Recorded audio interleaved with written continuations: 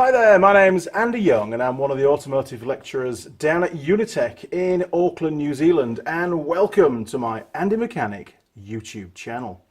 Now, on this particular video we've got an old Kawasaki Sherpa up on the hoist. Now this belongs to my brother-in-law and he often brings me his motorcycles, and he also has a bit of a collection of motorcycles like we do. And this one is the one that's ridden by his wife, although she doesn't ride it very often, and that's probably one of the problems.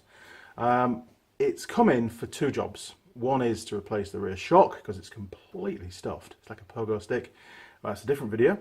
And on this particular video, I'm going to cover why the bike won't start. Now, the engine will not fire up on electric start, but he tells me if he bump starts the bike, it does start. Now, that tells me something.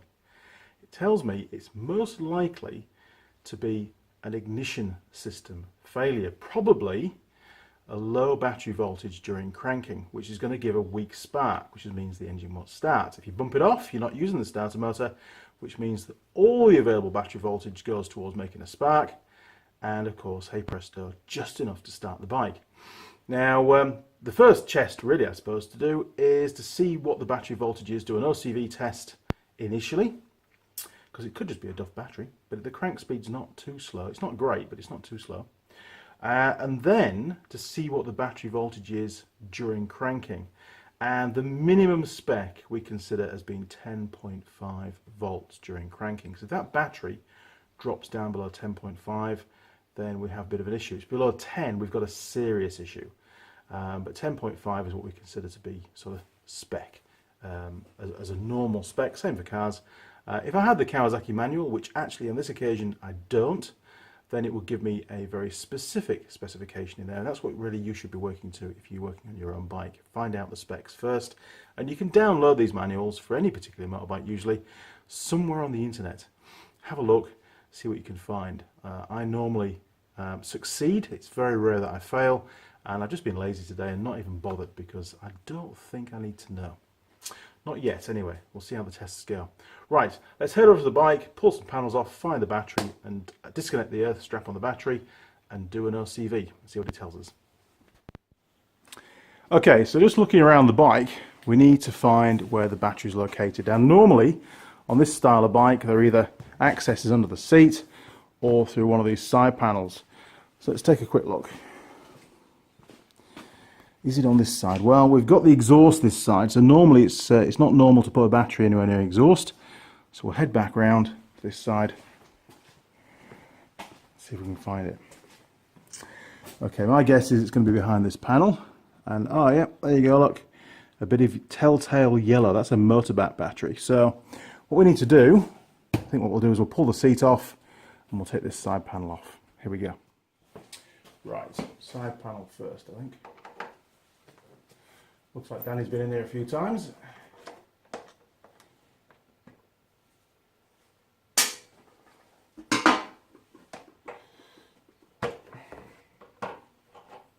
Okay. Right, to get the seat off, we've got to take the other side panel off because this is the mounting bolt for the seat on this side. It'll have a similar one on the other side. Now this one's got two screws on it.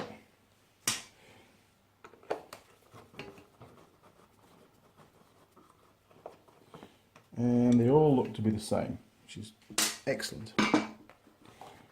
Right.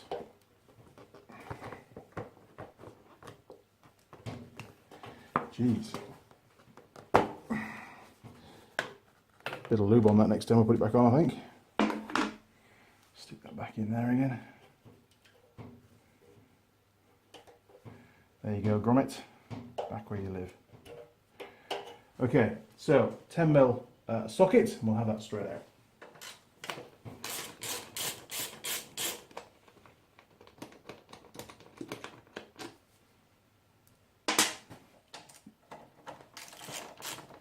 Well, that was loose. Okay.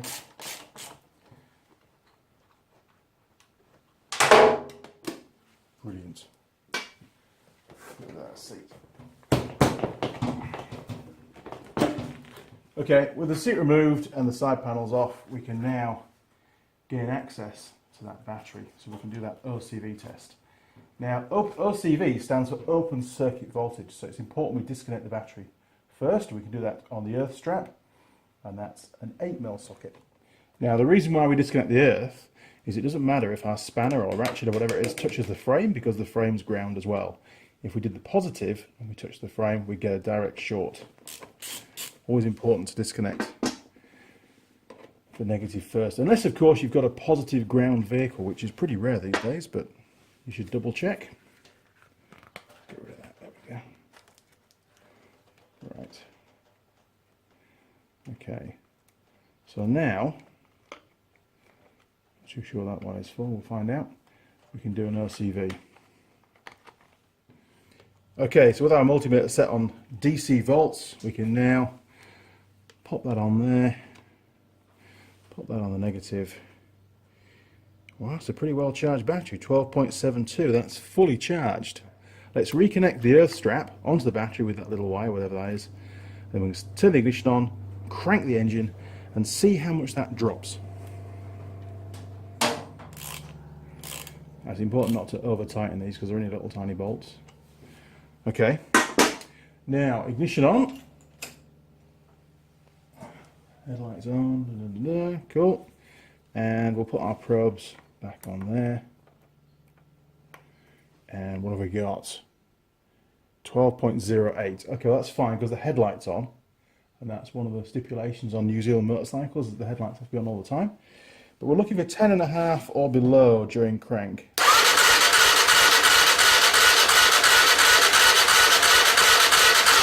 Well, that was pretty good. We got over 11 volts. So that shouldn't be an issue for the ignition system. Damn, we might need to look a bit further on this. Okay, so it's not what I first thought it would be. I thought it was just a pretty crap battery. It'd been sat around for a long time, and it wasn't really able to produce, you know, the plates had furred up and it wasn't really giving us the amperage that we need, so we get a huge volt drop. That's not the case. So what else could it be? Well, let's check we're getting a decent spark. So I'm going to pull the fuel tank off so we can get access to the spark plug, pull the spark plug out, and see if we get a nice crisp spark at the spark plug. If we do, then we're going to start to look towards the fuel side of things, see what's going on with the carburetor. Here we go. Okay, there's a few things we have to do to disconnect the fuel tank, and first of all we can undo these two retaining bolts at the back, and again these are 10mm standard size, and this is pretty common again for most motorcycles. Usually have 1 or 2 bolts holding the back of the tank. So get those out.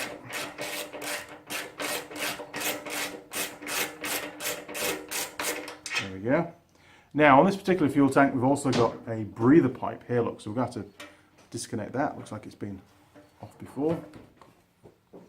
Okay, so with this breather pipe out of the way, all that's left to do now is to head down towards the fuel tap and remove the fuel pipe that goes from the fuel tap to the carburetor. Once that's off, I'm pretty sure we can take the tank off. I don't think this has a fuel gauge on it, not really looked, but there might, if it has got a fuel gauge, you'll also find a couple of wires and a connector that you've got to disconnect before you can lift that tank away. Right, to your side. Okay, so we've got the old fuel tap, and it's got, on this particular bike, it's got 3 positions. It's got on, it's got PRI, which stands for prime, and it's got reserve. Now what that means is this is a vacuum type fuel tap, and in the prime position it'll drain fuel when the engine's not running, i.e. there's no vacuum in the intake manifold being created. So we don't want to put it in the prime position. We can leave it in the on or the reserve position, and fingers crossed, if it's working correctly, we can take this pipe off and fuel won't flow because the engine's not running. Right, let's give that a go. Sometimes they get a bit tight, these fuel pipes. So we'll just see if we can get that clip out of the way first of all. There we go. And just free that off. Right, and now we should be able to just pull that off. Hopefully. All goes to plan.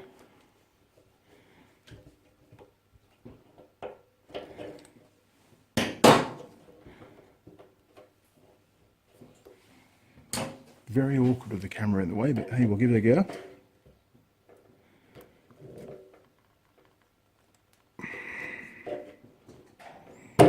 There we go. Right, good. That fuel tap is working correctly. So if I put it in the prime position, you'll see that it will bypass the little vacuum diaphragm at the back and fuel will flow. There you go. Wonderful. No smoking today. Right. Now, with this being a vacuum fuel tap, we've also got to remove this vacuum pipe. And you can see it runs from the fuel tap diaphragm at the back round onto the intake manifold. Now, it's your call whether you take it off at the manifold or at the tap. They both look about as hard as each other. Okay, let's try it at the tap. In fact, no, let's do it at the manifold, I think, because that way we're not going to get mixed up on the pipes, are we? Now, this should be reasonably tight. If it's slack, then it's a bit of a problem. It can cause the bike to run erratically because it's going to suck air through there. There we go. Right. That's that one out of the way. Now, we should be able to get the fuel tank taken off. Okay, so we'll just pull the clip off that breather pipe. Don't lose that. Then we can lift the tank. Oh, there we go. Lift the tank up, thread that through. No doubt we'll forget that later on. And then we should be able to slide the tank backwards, give it a wiggle. There we go. Tank's off. Okay, so with the tank out of the way, we can get to the HT lead. We've got the ignition coil just up here. HT lead runs down to the plug cap. Under that spark plug cap will be the spark plug. And sometimes they're quite hard to get off. Very important you don't pull on the cable. That can break the spark plug caps. But you can pull the cable out at the very least. There we go. And that's the spark plug cap out of the way. One thing to check on these old ones is that the spark plug cap is connected properly to the HT lead. And this one, it should just tighten up. Yeah, that's not too bad. Okay, we'll leave that alone. And we've got a rubber in there that shouldn't be in there. It should be on the cap. So we can get that pulled out of the way. Right, it goes to show that nobody's been in here for a while. Okay.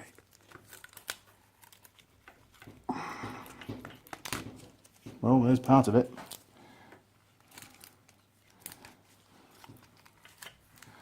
Yes, well and truly buggered. But there was a lot of stone stuck in there, look. It's not a great idea, is it? Okay, another part. And we've got to get this out so we can get to the actual nut part on the spark plug to remove it. Oh, man. Jeez, it's gone really hard. And yeah, buggered. Right, there goes. I reckon this is going to be pretty tight in there.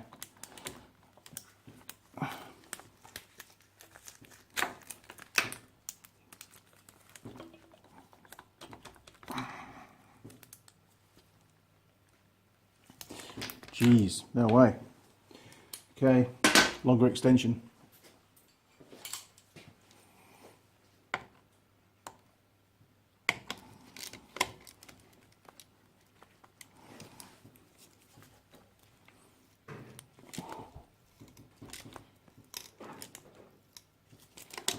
Does not sound good at all.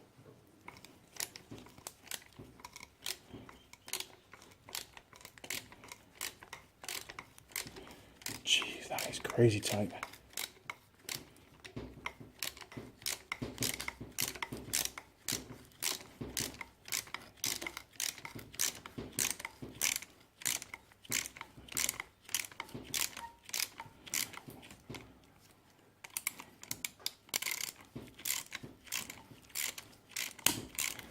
I think this spark plug has been in there for a very, very long time.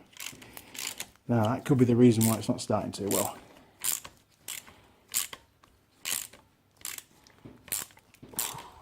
Jeez, those threads feel terrible.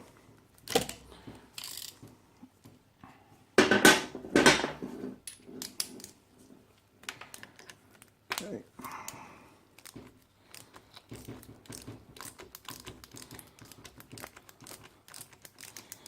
Here she comes.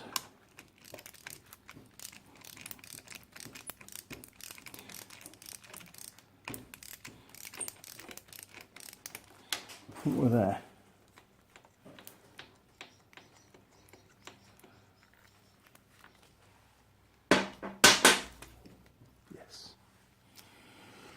Okay, well, I've seen worse, actually. That actually doesn't look too bad. Threads are very, very dry. But the plug itself, the outside, that's been in there for a very long time. We're going to have to get a new one of those, I think. CR8E. Cool. And, oh, look at that. It's got a crack around the insulation and what looks like a burn mark. I think we need further inspection on that. Okay, looking at the old spark plug in detail, we've got here a definite crack in the porcelain. Now, I'm pretty sure I didn't do that getting it out, and it is quite black down the groove. It looks pretty old. I mean, the spark plug itself is very old, extremely difficult to get out, but that crack in the porcelain would definitely cause the spark, which is coming in on this terminal here at the top, which runs down the inside of this porcelain. It would leak out and jump to ground. It's basically a spark. You know, the spark doesn't want to occur here on the actual electrode. It'll have jumped out. So yeah, a cracked porcelain on a spark plug is a definite fail for an ignition system. So I'm going to have a hunt around, see if I've got another spark plug. It may not be the right one, but at least we can check for a decent spark at the actual spark plug itself and make sure that the ignition system is working properly. Actually, what we'll do first of all is we'll put this spark plug in and we'll check it with this spark plug and see if we can get it to arc to ground, just to highlight the issue. Now remember, if the spark plug has been arcing, the spark's been arcing out through the porcelain, and that porcelain essentially sits inside this cap, there might be some evidence inside the cap of that damage, you know, what the spark's been doing. And if you look, oh shit, look at that. If you look in there, see all that white residue? Well, that's burning of that cap. So again, a definite sign that the spark plug has failed and has been arcing to ground, and therefore we've not been getting a spark actually in the combustion cylinder. Wow, so it's going to need a new cap, it's going to need a new spark plug. But let's just see if we can replicate that fault. So we'll pop the old spark plug in there. There we go. Now I don't particularly want to have to hold it on the head because there's a very good chance we're going to see a spark track down the outside of this this plug cap. So okay, so all I need to do now is rest this on the cylinder head. Hopefully we can see the spark, which should be at the end of the spark plug here. But we may also see some arcing coming out of this section here. So we'll just turn the ignition on. There we go, ignition is on.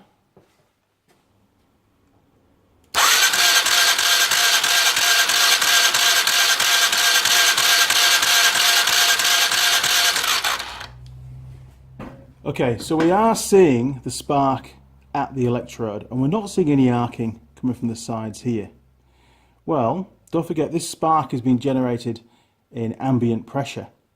When it occurs inside the cylinder, it's in an environment that's about 150 to 160 psi, and it makes it much more difficult for the spark to jump the gap. And therefore, the harder it is to jump the gap, the more likely it is to escape through the porcelain. So let's put the spark plug back in with a bit of copper paste on the threads and try again and see if we can see any kind of arcing outside this plug cap onto the rocker cover.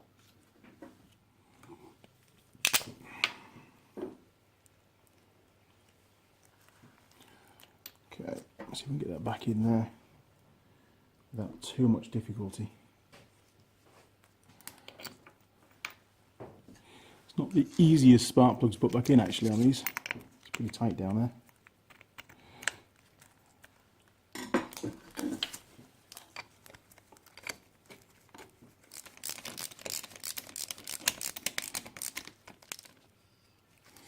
Okay, there we go. Right, spark plug cap back on again. Let's give it a crank and see if we can see any sparking on there.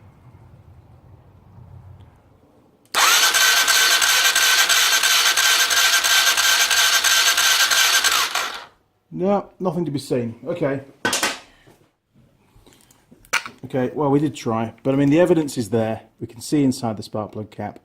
and there's definite arcing onto the plug cap. So we're going to get a new one of these, a new spark plug, but there may be other problems too. Now, to remove the old plug cap, just turn the cap anti-clockwise. This doesn't apply to all motorcycles, but most of them it does. Turn it anti-clockwise, and maybe a dozen times or so, and then you can just pull that off, and you'll see inside there the threads. Now, what else is quite interesting, this bike's not in very good nick at all, is it? You see that's damp on there, look? There's moisture inside that plug cap. Again, that's a bad thing for a HT lead. It should be nice and dry in there. Damn, not good. Okay, so just as a quick recap at this stage, we've only inspected the ignition system so far. Yes, there is a spark. Spark wasn't particularly strong, but it would have worked. We found a damaged spark plug. It's a very old spark plug, and the insulation's also damaged. Complete junk. We need to replace that. And that one is, for this Sherpa, is a CR8E NGK spark plug. We also found problems inside the plug cap. Now, of course, there's no light at the moment, but you saw the white residue, the burning residue from that spark plug, from the spark, jumping out the side of the spark plug and basically eating away at that insulation on the plug cap. That's a fail. This needs to be replaced too. We had a secondary failure. We also found moisture inside the plug cap where the HT lead connects, and again, I don't know if you can see in there or not, but there is actually, I can see moisture inside that cap as well. Not good. Okay, and then we had a third failure. The boot that goes around the base of the plug cap onto the spark plug was split. It had gone very hard and it was split. Now, obviously, with it being split, it's going to allow dirt and moisture to get in onto the spark plug. It's going to cause corrosion and so on. So all in all, things are not looking very good, and it's pretty obvious there's a number of faults with this motorcycle. We need to work our way through them. Now, I also suspect that there's an issue with the carburetor as well, causing poor starting on the fueling side. And the reason for that is when I took the spark plug out after trying to start the bike, the spark plug was dry and not wet, i.e. there was no fuel getting to the cylinder. There's another problem, another reason why it doesn't start. So, I'm going to hunt around, see if I can find a spark plug. I might even have the right one. If not, I'll pick one up in the city today, and we'll get a new plug cap as well. I think I might have one off Ben's TDR that I could borrow. Ben, one of your old ones. So we can actually get that side of things, put that together and see if we can get it fired up. Yeah, no guarantees. Let me have a look around the workshop. Right, I'm back. I had a hunch that that spark plug is the same as what's fitted to the WR450s that we have. It turns out that it is. There, look, you see? It's a CR, where is it? CR8E. And there's the old one, CR8E. How fortunate was that? Because it's a bit of a trek to go all the way into the city just for a spark plug. So I found a nice new spark plug, and I've also been looking around and found Ben's secret stash of parts. And I've got here, don't tell him, I've got here the two nearly new NGK fully waterproof, sort of marine spec plug caps. Now these were on the TDR, and he's put new ones on because he's a bit picky like that, so he's put brand new ones again for this last build. Now the only difference is that these plug caps won't work with this style end on the spark plug, but there's no problem because you can just find another old spark plug and you can screw that bit on.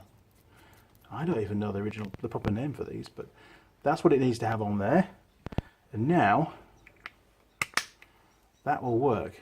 So we can go and that's threaded onto the HT lead, so we can go and screw that onto the HT lead just like the old one was, fit the spark plug, give it a crank, see what happens. Now I'm not expecting it to start because don't forget there seems to be no fuel getting through, but at least we can get this side of it done, and then we can pull the carb off, give that a bit of a clean out, put it back on.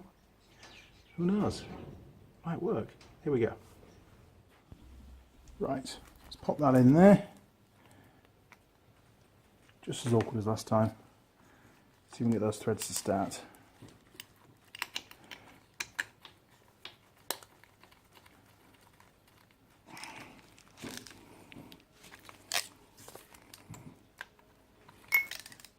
Right, spark plugs in, and so a little bit of CRC spray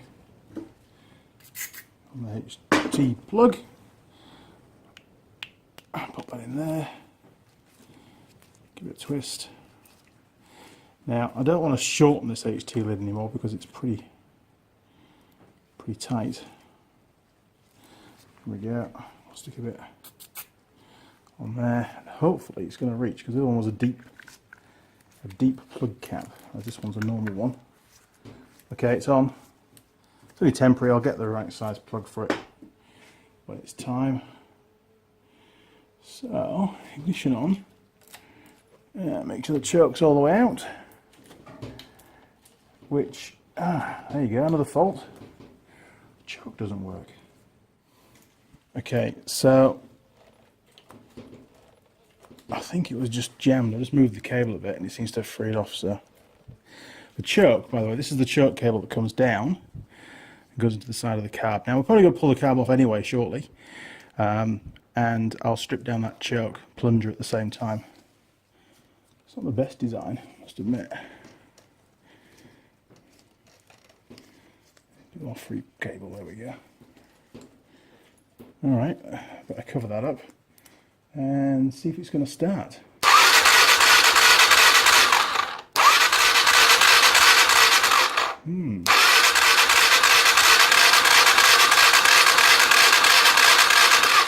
Not even trying, is it? Okay, I think it's time for a compression test. Right, let's get the old compression tester slapped in there. Let's see what we're getting, because I'm just not very happy with this. There's something not right. Daddy told me you could bump start it and it ran. But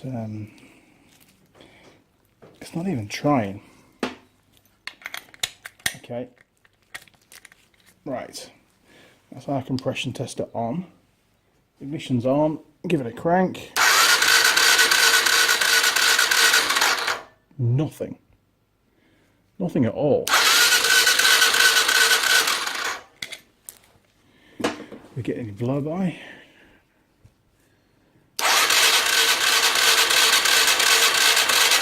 Nah. Nothing. Right. I think the next job is check valve clearances. So let's whip the rocker cover off and take a look. Now, it seems that these have got little rubber gaiters over the top of the bolts. Some like a grommet kind of thing. Yep. Here's one. This one's missing, but that one on the side's still there, so we'll get that out.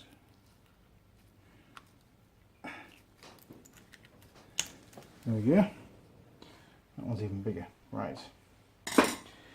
10mm socket.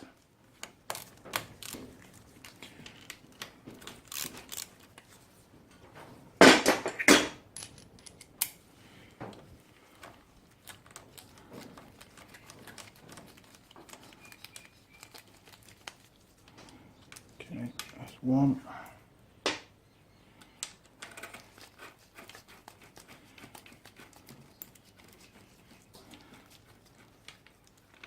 Cheese a bit carboned up.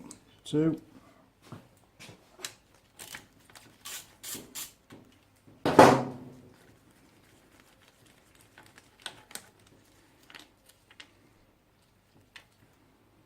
Three. Okay, let's just see if we can ease that off.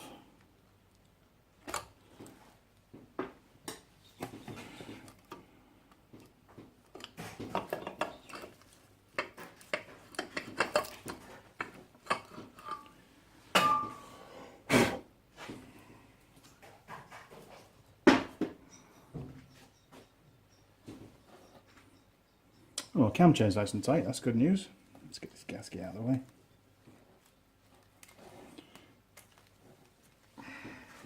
Okay, I'm just going to remove this little cover here, and that gives us access to the flywheel inside, and there's a big nut on there, and that allows us to rotate the engine by hand so I can get the valves lined up. There we go.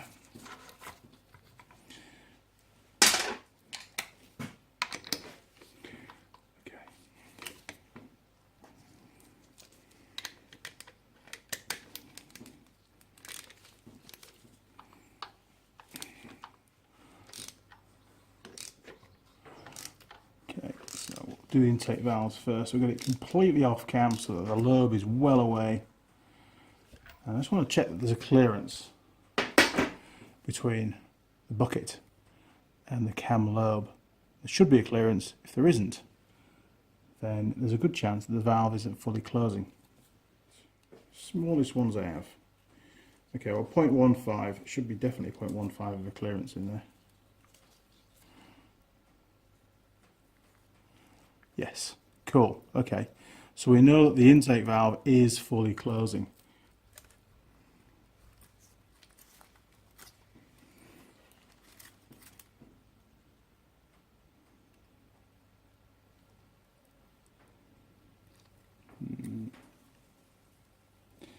Okay, well that's going in, so that tells us we have got a clearance, which means the valve should be closed.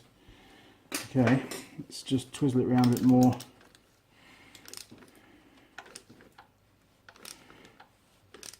So we're off cam on the exhaust. Okay, pretty sure we've got a clearance there by the looks of it. Ooh, huge clearance. Man, there's millimetres of clearance there, that can't be right. Surely. What's the other side like? Got a valve that's sticking open. Got a bent valve. Maybe.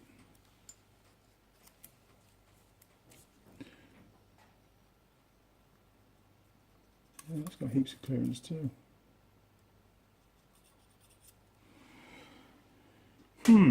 Okay, well I think to be conclusive we should do a little blow-by test. Yeah, we can do that. Okay, so I've now just removed the little valve from the same pipe that we used for the compression test. Let's stick that back down the hole. Get it nice and sealed onto the cylinder head. And then we're going to apply some compressed air.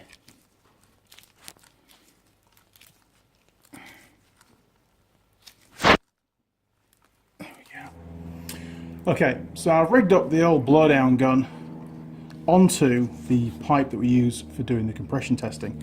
I've just used a bit of pipe and a bit of hose and a couple of clips and stuff to sort of lock it all together. By using the blowdown gun I can regulate how much air pressure I'm putting down this pipe. I don't want to put full compressor pressure down there, which is 100 psi. I just need to put a small amount down there to try and find out where the leak is. Either we're losing compression due to blow-by on the piston rings, we're losing it through the intake valves not seating properly, or one of them, or both, or we're losing it through the exhaust valves not seating properly, because all valves, all four valves, should be in the fully closed position right now. As you can see, the lobes are well away from the buckets. Okay, so I'm going to connect the air line onto the blowdown gun,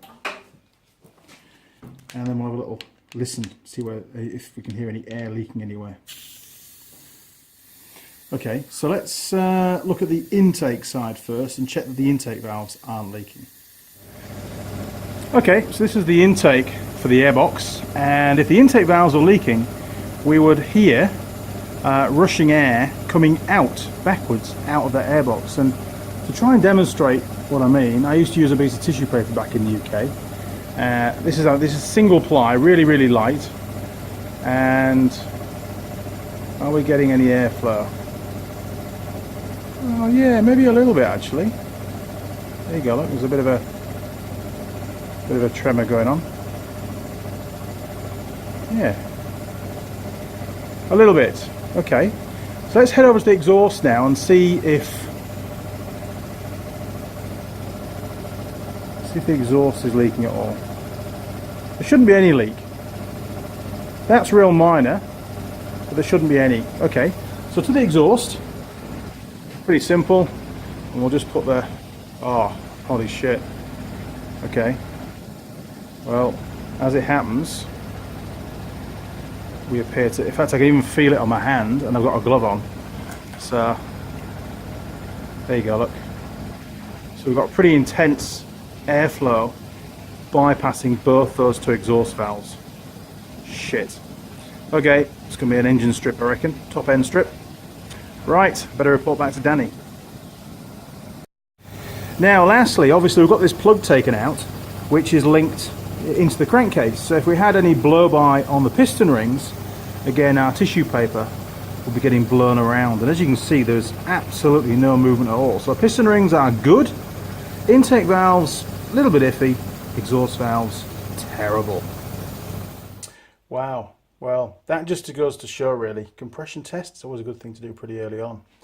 That's highlighted that the intake valves are leaking a little bit, nothing too major, only very minor leakage there. The exhaust valves, I don't think one of them is closing properly. I think one of the valves maybe has got bent somehow, because there's an enormous gap between the top of the bucket and the actual lobe on the cam. We're talking millimeters of gap, not just a bit more than what there should be. It's tons. And there's no blow-by on the piston rings, so this is going to mean we need to take the head, and only the cylinder head, off that engine, pop out the valves, give them a really good inspection, and well, probably replace the exhaust valves, no doubt, because there's something not quite right there. And the intake valves, I might get away with lapping them in, but I won't know until I pull the bike apart. So this video was going to be how to get a Sherpa bike, Kawasaki Sherpa, back up and running, but it's turned out to be a video all about the diagnostics as to why the engine doesn't run, and it's been pretty badly neglected, unfortunately. And we found quite a few faults, and not to mention a really serious issue with the exhaust valves on this engine. As far as pulling the carburetor apart and stripping that down and cleaning it, not on this video. Maybe in the future. We'll have to decide and see what the customer wants to do with this bike, because it's suddenly got real expensive. Okay, well, my name is Andy Young and I'm one of the automotive lecturers down at Unitech in Auckland, New Zealand, and you've been watching my Andy Mechanic YouTube channel. Now, hopefully you found this video helpful. I have done leak down tests before, compression tests before, that kind of stuff, but it's interesting to do, you know, a live, real life kind of diagnostics. I had no idea what was wrong with this bike. I suspected it was ignition. Turns out we have got a spark, so it was a lot more than that. If you found it helpful, then why not subscribe to the channel? If you click on the subscribe button, you'll see a little gear icon turn up. Click on that, and then you can turn on notifications, and that way our friends down at YouTube will send you an email as and when I upload any new videos, and there's usually 3 or 4 every single week. Also, you can communicate through me, obviously through YouTube, but also you'll find me on Facebook, Instagram, Google+, and Twitter. However, I would prefer if you could use YouTube as your first port of call for communication. That way everyone can see your questions, and hopefully the answers that I give you will answer some of their questions too, maybe now or in the future, who knows. But it just saves, it keeps everything in one place, basically. It's a lot easier to find the information that people need. Okay, well that brings us to about the end of this video. Who knows, there might be some more videos on repairs on a Kawasaki Sherpa motorcycle. I just don't know yet. It's all come to a grinding halt until I hear back from the customer. Okay crew, thanks for watching. Cheers for now. Over and out.